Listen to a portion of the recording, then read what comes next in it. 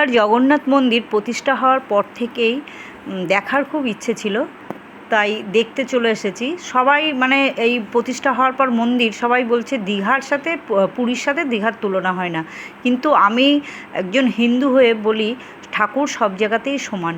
এটাও খুব সুন্দর হয়েছে, মানে এত সুন্দর মন্দির আমাদের রাজ্যে যে হয়েছে এটাই বড় কথা। মানে এরকম মন্দির তো ছিল না আগে জগন্নাথ দেবের।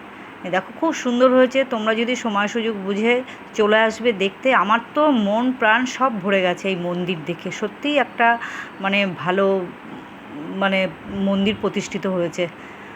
দেখো কি সুন্দর পদ্মপুকুর, তারপর মানে মন্দিরের যে চারিধার মানে পরিবেশ প্রকৃতি সব কিছুই তোমাদের মন মানে আকৃষ্ট করবে।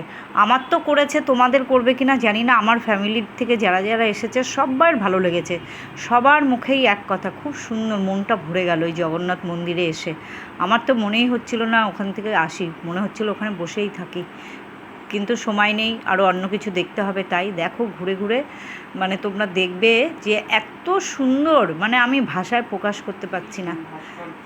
আর ভাস্কর্য মানে পাথরগুলো আমি ছুঁয়ে ছুঁয়ে দেখছি, এত মসৃণ, এত মানে তুলনাই হয় না কোনো কিছুর সাথে কোনো কিছুর।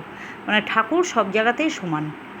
দেখো মানে এত ভালো লেগেছে যে আমি ভাষায় প্রকাশ করতে পারি না। আমার যদি সময় সুযোগ হয় আমি আবার জগন্নাথ মন্দির দেখতে দীঘায় যাব।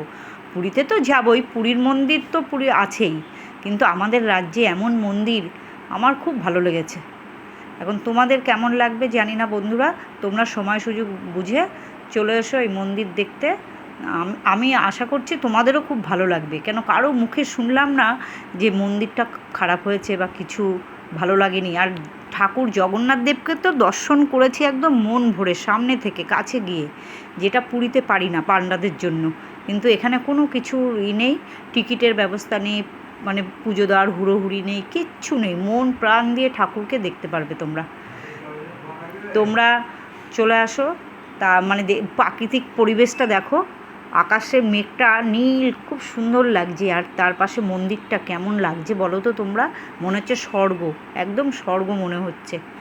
যত রাত বাড়ছে তত আরও বেশি সুন্দর লাগছে লাইটের আলোতে। তোমরা অবশ্যই চলে এসো দেখতে।